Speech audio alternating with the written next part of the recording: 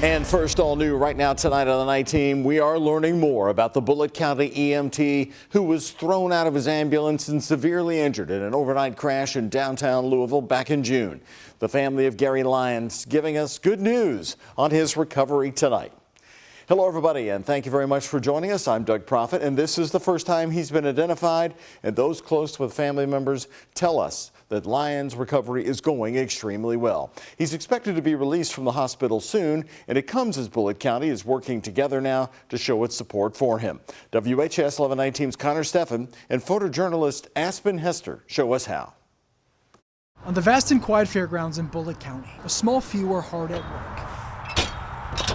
After months of planning and pooling resources to fundraise for a man they don't even know. And when something happens to someone like that, it's just going to bring the community even closer. Well, many, like local funeral director Jim Caskey, don't know Gary Lyons personally. They do know his story and sacrifice. In June, while on an EMS run, the 60-year-old paramedic was thrown from the back of an ambulance when it collided with a semi on East Chestnut Street and Brook Street in Louisville. What followed was an outpouring of support as Lyons fought for his life in the hospital. And I saw that on the news coverage. It just touched me to say, man, look what they're doing, and let's do more. He cared about everybody, his patients, the people he worked with, and the people that worked underneath him. Angie Estes worked alongside Lyons in EMS. She's been keeping in close contact with the family. He is making phenomenal strides.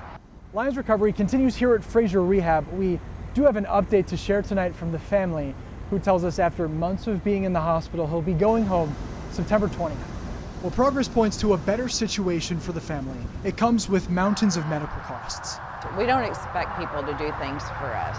And when they do, it means a lot more than just a kind heart. Giving back to someone who dedicated their life to save others.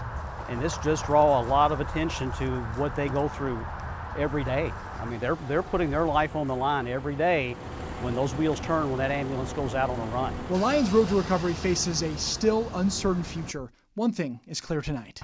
He's ready to come back. He's very grateful. A community giving back to their hometown hero just as thankful. In Bullitt County, Connor Steffen, the WHAS11 Night Team, on your side. A fundraiser for Gary and his family will take place tomorrow on the Bullitt County Fairgrounds. That's at the Bernheim Forest exit there off I-65. It's $20 to enter a car, but free to attend. Gates open at noon, and the car show starts at 5 p.m. We're learning more about the shooting that left a 2-year Metro Police officer in critical condition. Police say Officer Brandon Haley remains in critical but stable condition after the shooting at 40th in Kentucky.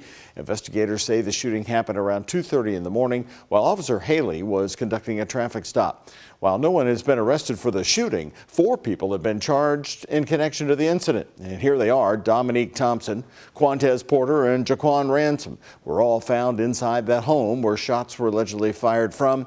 Jamon Groves was found hiding under a car in a neighbor's yard. All are facing gun, drug, and theft charges. New tonight, one of the biggest unsolved mysteries in Bardstown has grown even larger after a man that nobody had ever heard of became the first ever arrest in the disappearance of Crystal Rogers. So who is this man? Well, he's 32-year-old Joseph Lawson of Bardstown, now facing charges of conspiracy to commit murder and tampering with physical evidence. WHAS11's Shay McAllister shows us how court documents are connecting Lawson to this case.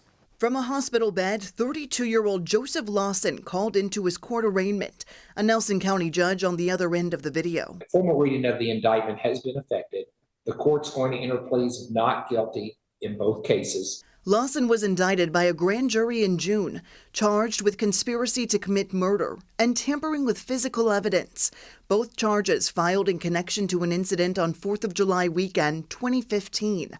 The same weekend, Crystal Rogers was reported missing, and just days before her keys, phone, and purse were found inside her car on the side of the Bluegrass Parkway.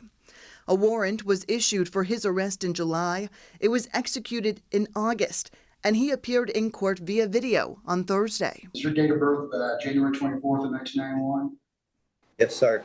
The name may sound unfamiliar, But this actually isn't the first time we've heard the name Lawson come up in this investigation. Steve Lawson was mentioned in one of the very first police interviews between Detective John Snow and the main suspect in the case, Brooks Houck. Okay, who is Steve Lawson? He's somebody that works for me. Houck explaining why he had a late-night phone call with Steve on the night Crystal disappeared, even calling Steve from inside the interrogation room. The other night you called me really late, and I forgot what you asked me. Can you? Steve is heard telling Houck he had called him because he had a question for Crystal, which Houck says he had to call and ask her and would call him back. So that begs a question in my mind. All right. If she's in the truck next to you when he called, why would you need to call her? We've since learned Steve Lawson has a son named Joseph Lawson. We're still working to confirm if his son is the same man who was arrested and is now expected back in court in October. Shay McAllister, WHAS11 News, on your side. If you have information related to this case, you can still leave a tip by calling 1-800-1-800-CALL-FBI or visit the Crystal Rogers Task Force website. A 15-year-old boy is facing charges in a deadly crash after a police pursuit in Hardin County. Kentucky State Police say an Elizabethtown police officer attempted to stop a speeding car on North Dixie just after 3 this morning. Instead, the car sped off, leading to a chase along North Dixie. Troopers say when the chase ended, when the driver, the 15-year-old boy, lost control, crashing at the intersection of Highland Avenue and Valley View Drive. Police say the passenger in the car, 20-year-old Jamari Whitfield, died at the scene. The teenage suspect was treated at U of L Hospital before being taken into custody. He's now charged with murder. 2 men who spent decades in prison after being wrongfully convicted are now getting their payday from the city of Louisville. Louisville was ordered to pay out what appears to be one of the biggest settlements to date, $20.5 million. Keith Harden and Jeffrey Clark both spent 22 years behind bars for a murder they did not commit.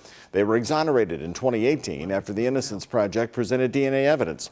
Their wrongful convictions partly to blame because of officer misconduct. Former Louisville Metro Police Detective Mark Handy pleading guilty to perjury and tampering with evidence. Investigators saying he taped over recorded evidence. Handy was sentenced to prison in 2020. As for that money, in 2020, in what was considered then to be one of the biggest settlements ever, $12 million was paid to the mother of Breonna Taylor.